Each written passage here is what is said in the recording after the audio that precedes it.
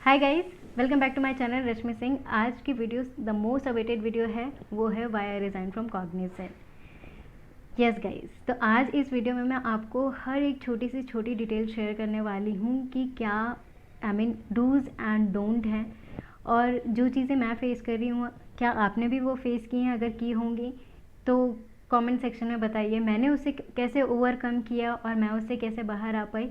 मैं वो भी आप लोगों के साथ शेयर करूँगी। अगर आपको कोई डिफ़िकल्टी हो रही होगी तो आप मुझसे शेयर कर सकते हैं सेम एक्सपीरियंस, और मुझे अच्छा लगेगा कि अगर मैं आपको हेल्प कर पाऊँ। ये ज़रूरी नहीं है कि सिर्फ आप कॉग्निजेंट में हैं या किसी और कंपनी में हैं तो ही मैं आपकी हेल्प करूँगी। आप कहीं पे भी अगर स्टक हैं किसी भी चीज़ को लेके, आप मुझे लिंक्डइन पे कनेक्ट कर सकते हैं। Definitely I will help you out. Okay, so अगर अभी तक आप लोगों ने मेरे चैनल को सब्सक्राइब नहीं किया है तो do like share and subscribe my channel. अब वीडियो को स्टार्ट करते हैं without wasting a time. Let's get started.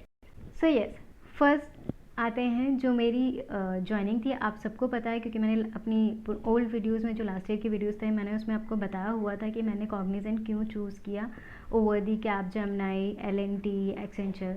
ठीक है, वो मैंने आपको ऑलरेडी बताया हुआ है, बट दिस टाइम मैंने कॉग्निजेंट चूज़ किया। और मेरी ऑनबोर्डिंग प्रोसेस एंड एवरीथिंग, जो आपकी इनिशियल ट्रेनिंग वगैरह रहती है ना, वो बहुत स्मूथ थी। मेरी ज्वाइनिंग हुई थी 2 August and I was so happy, because मैं वो फीलिंग समझ सकती हूँ क्योंकि मैं एक स्टार्टअप कंपनी से MNC में आई थी। तो एक अलग वो रहता है, फील रहता है कि ओह, मैं भी MNC में आ गई।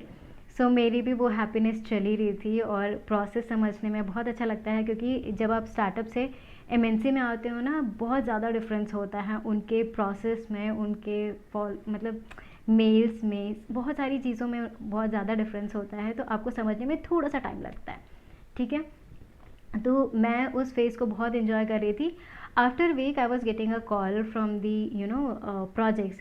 सो first time I got to know कि okay, I am on a bench, और मुझे चीज़ें पता चली कि ओके ये फेजेस हैं, आपको इंटरव्यू देने पड़ेंगे और आपको क्रैक करना पड़ेगा। ठीक है, सो इंटरव्यू क्रैक करने में मुझे कोई प्रॉब्लम नहीं हुई। फर्स्ट जब मेरी प्रोफाइल बनी वन कॉग्निजेंट पोर्टल में, मैंने देखा कि ओके मैं किस डोमेन के लिए सेलेक्ट हुई हूँ, तो मेरा था pharma domain, which is nothing but a limbs only. ठीक है, क्योंकि मेरा बैकग्राउंड ऑलरेडी फार्मा से बिलोंग करता था, इसलिए इस बार भी मेरा डोमेन फार्मा ही था। अब यहाँ तक तो आई वॉज रियली हैप्पी। और जब मुझे कॉल्स भी आ रहे थे, after a week I was getting a call कि या 10 डेज़ आप बोल सकते हैं कि ये प्रोजेक्ट है, आपको इस प्रोजेक्ट में जाना। सो मैं इंटरव्यू देती जा रही थी, क्रैक होते जा रहा था। The only one thing I am rejecting those project just because of the timing, क्योंकि मुझे टाइमिंग सूट नहीं हो रही थी। आप में से कितने लोग जानते हैं ये मुझे नहीं पता, बट उस टाइम पे मेरी 1 साल की बेटी थी, जो अभी 2 साल की हो गई है। तो उसके साथ मुझे नाइट में वर्क करना मुझे नहीं हो पा रहा था। तो मैंने इसलिए टाइम को रिजेक्ट करते गई, प्रोजेक्ट रिजेक्ट करते गई, एंड ये चला अप टू 3 मंथ तक। After 3 month I got a call from the manager. Okay, and manager ने, manager also was too good, कि उन्होंने मुझे काफ़ी अच्छे से समझाया। ऐसा नहीं है कि नहीं ऐसा करना है, ऐसा करना है। उन्होंने समझाया कि सी रश्मि, अगर आप ऐसे ही कैंसिल करती जाएंगी या रिजेक्ट करती जाएंगी प्रोजेक्ट को, तो आगे जाके थोड़ी प्रॉब्लम हो सकती है, क्योंकि आप बेंच पर हो और आप एक फ्री रिसोर्स हो।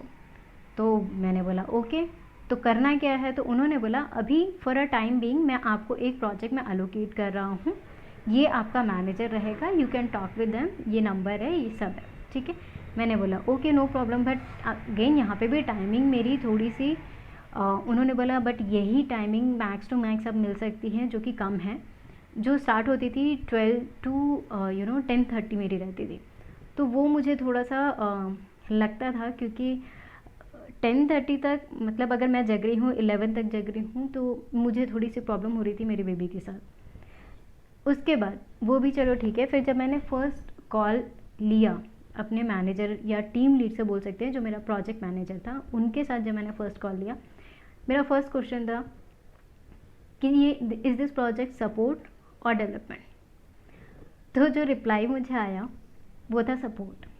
ठीक है, अब मैंने सपोर्ट में भी आई थॉट कि ओके ठीक है, कुछ टाइम की बात है, आई कैन मैनेज। ठीक है, बट मुझे ये नहीं पता था कि सपोर्ट में व्हाट दे आर गिविंग। ठीक है, अब सपोर्ट में भी जाने के बाद उन्होंने मुझे, जैसे ही मैं एंटर, मैंने ओके बोला। मैंने हालांकि फर्स्ट टाइम मैनेजर को रिपोर्ट कर दिया था, बोल दिया था कि अभी आप मुझे डाल रहे हैं, इट्स ओके, सपोर्ट प्रोजेक्ट है, बट मुझे डेवलपमेंट ही चाहिए, बिकॉज मैं जो बिलोंग करती हूँ वो .NET फुल स्टैक डेवलपमेंट से बिलोंग करती हूँ, ठीक है। तो अब वो चीज़ें होने के बाद मैं गई एंटर, आई गेस अक्टूबर के मंथ में मुझे प्रोजेक्ट असाइन हुआ। नवंबर से मैंने प्रोजेक्ट पे काम करना स्टार्ट किया। नवंबर से काम करना स्टार्ट किया तो फिर उसके बाद ओके, जब मैं एंटर हुई प्रोजेक्ट में तो अगेन आपको प्रोजेक्ट की ट्रेनिंग दी जाती है। There are so many videos you have to watch, you have to give certification, some certification course, और आपको एग्ज़ाम भी देना पड़ता है जो आपका एक स्कोरिंग है 80% और 90%, sometimes 100% also you have to crack those. So वो मैंने दिए। उसके लिए आपको टाइमलाइन दी जाती है, पर मुझे टाइमलाइन सिर्फ 5 डेज़ की दी गई थी क्योंकि ऑलरेडी मैं लेट हो चुकी थी उस प्रोजेक्ट के लिए। तो मैंने दिन रात बैठ के चलो ओके कंप्लीट किया। Then I got to know कि हो गया सपोर्ट प्रोजेक्ट है, तो चलो सपोर्ट प्रोजेक्ट में मैंने स्टार्ट किया काम करना। तो मुझे पता चला कि ओ ये सपोर्ट टेक्निकल सपोर्ट नहीं है। तो टेक्निकल सपोर्ट भी नहीं है, मतलब मैं यहाँ पे कुछ भी स्किल्स अपनी इम्प्रूव नहीं कर सकती हूँ, ठीक है। फॉर अ टाइम बिंग अगर मैं थोड़ी टाइम के लिए अगर डेवलपमेंट एक्टिविटी नहीं कर रही हूँ तो मुझे जो सपोर्ट वर्क चाहिए था, मुझे टेक्निकल सपोर्ट चाहिए था। मुझे ऐसा नहीं सपोर्ट चाहिए था जहाँ पे मैं एक्सेल शीट फिल कर रही हूँ या एक्सट्रैक्ट कर रही हूँ, मुझे ये सारी चीज़ें नहीं चाहिए थी। वहाँ से मेरा ट्रिगर होना स्टार्ट हुआ एंड नवंबर एंड या दिसंबर स्टार्टिंग से ही मैंने अपने ओल्ड मैनेजर को पिंग करना स्टार्ट किया कि मुझे इस प्रोजेक्ट में नहीं रहना है क्योंकि ये प्रोजेक्ट टोटली डिफरेंट है। उन्होंने भी मुझे बोला कि ठीक है, we are looking into it, जैसे ही ये मैटर क्लोज हो जाता है या हमें कुछ नया प्रोजेक्ट मिल जाता है, will definitely let you know. तो मैंने बोला ओके। द मोमेंट जैन पास तो मुझे रियलाइज़ हुआ कि नहीं, I am wasting my time here. तो मैं वेस्ट कर रही थी टाइम। फेब में मैंने क्या किया, इंटरनली जो भी प्रोजेक्ट के इंटरव्यूज़ होते हैं वो मैंने देने स्टार्ट किए। अलॉन्ग विद जब मेरा इंटरनली एक प्रोजेक्ट जो मुझे चाहिए था डेवलपमेंट में वो मेरा क्रैक हो गया, तो उन्होंने एक डेडलाइन पूछी कि आपका जो ओल्ड मैनेजर है या जो आपका करंट मैनेजर है वो आपको कब तक रिलीज़ कर सकता है। उसके लिए मुझे मेल भेजना था, जो मैंने मेल भेज दिया। मैंने बहुत सारे फॉलोअप भी लिए, ऐसा नहीं है कि डायरेक्टली उठा के एक दिन मैंने मेल भेज दिया, क्योंकि मैं नवंबर से उस चीज़ को फॉलोअप करते आ रही थी। एंड एट दी एंड मैंने फेब फर्स्ट वीक में ही मैंने एक मेल भेज दिया, क्योंकि मुझे बहुत टाइम से कुछ भी इनपुट उनके साइड से नहीं मिल रहा था। तो मैंने एक मेल भेज दिया कि आप मुझे इस डोमेन से ही रिलीज़ कर दो, क्योंकि ये मेरा डोमेन तो नहीं है, और बीइंग अ डेवलपर मैं I am losing my skills and everything and I can show my potential जहाँ से मैं बिलोंग करती हूँ, ठीक है। तो वो चीज़ें मैंने उनसे कन्वे करी, मेल किया, तो वहाँ से भी रिप्लाई आया, आपको डोमेन से तो रिलीज़ नहीं कर सकते, बट हम प्रोजेक्ट देखेंगे। अगेन ये मैटर 1 मंथ तक ड्रैग किया, ठीक है। फिर मैंने आफ्टर 15 डेज़ और 20 डेज़ के बाद मैंने फिर से एक रिमाइंडर मेल भेजा, सेम मेल, कि मुझे डोमेन ही चेंज करना है, ठीक है। तो फिर से बहुत ज़्यादा हुआ, तो उन्होंने मुझे मार्च और आई गेस अप्रैल के मंथ में, इतनी लंबी कॉन्वर्सेशन और फॉलोअप के बाद भी मुझे काफ़ी टाइम लगा। अप्रैल के मंथ में उन लोगों ने मुझे कॉल किया और मैसेज किया और मेल भी आया मुझे कि आपको एक प्रोजेक्ट एलोकेट किया जा रहा है। आई वॉज हैप्पी कि ओके फाइनली मैं किसी दूसरे प्रोजेक्ट में जा रही हूँ। मेरा उस प्रोजेक्ट के लिए इंटरव्यू हुआ, इंटरव्यू वो भी क्रैक हो गया, बट उसके बाद फिर से मुझे ये चीज़ रियलाइज़ हुई उसमें कि डेवलपमेंट तो है, but still there is no scope of that particular project है, सबके लिए है, बट क्योंकि मैं उस डोमेन में नहीं कंटिन्यू करना चाहती थी, मैंने बोला कि ये भी मेरे लिए उतना नहीं है, बट ठीक है, बोलते हैं ना कि कुछ नहीं से कुछ बेटर है। तो मैंने येस किया और यहाँ से रिलीविंग, करंट प्रोजेक्ट से रिलीविंग लेना स्टार्ट किया। अब करंट प्रोजेक्ट से जब रिलीविंग ले रही थी तो मेरे जो करंट मैनेजर थे वो हैप्पी तो बिल्कुल भी नहीं थे डेफिनेटली। तो उन्होंने बोला ओके ओके करके, जो भी उन्होंने टाइम लगाया, बहुत टाइम लगाया। ही टुक 2 मंथ्स आफ्टर, मेरी जो केटी थी वो भी कंप्लीट होने के बाद ही टुक 2 मंथ्स, ठीक है। उसके बाद जैसे ही मैं प्रोजेक्ट में एंटर होने वाली थी, उस टाइम से मेरा जैसे ही 1 मंथ कंप्लीट हो गया था ना, जब वो लोग मुझे रिलीज़ नहीं कर रहे थे, तभी मैंने I made up my mind कि ओके मुझे अब इस कंपनी में नहीं रहना है, मुझे इंटरव्यू देना है और मुझे बाहर निकलना है। सो मैंने आई स्टार्टेड माय प्रिपरेशन की, हाँ क्या क्या चीज़ें हैं, क्या स्किल्स हैं, क्या थी मेरे पास, मुझे और चीज़ों में क्या इम्प्रूव करना है, ये सारी चीज़ों पे मैंने वर्कआउट करना स्टार्ट किया, बिकॉज वो मेरा थोड़ा फ्री टाइम था, तो मैं वहाँ पे टाइम देती थी अलॉन्ग विथ माय बेबी। उसके बाद जब मैंने फर्स्ट डे मेरा एक इंटरव्यू कॉल हुआ जो कि था एक्सेंचर का, और मुझे within 2 days I got offer letter, तो मैंने पेपर डाल दिया। अब पेपर डाला जिस दिन, उसके 2 days बैक ओनली कि मेरा क्या हुआ था, रिलोकेशन हुआ था दूसरे प्रोजेक्ट में, ठीक है, या ट्रांसफ़र हुआ था। तो मैं उस प्रोजेक्ट में भी कम्प्लीटली नहीं थी, जस्ट वहाँ की आईडी जनरेट हुई थी और जो प्रोसेस होता है इनिशियल ट्रेनिंग वगैरह असाइन हुई थी, दैट्स इट। और करंट प्रोजेक्ट से मैं रिलीज़ हो चुकी थी, तो मैं ऐसी थी पार्शली थी इन्वॉल्व इन सेकेंड प्रोजेक्ट, सो आप बोल सकते हो पार्शली ऑन बेंच, ठीक है।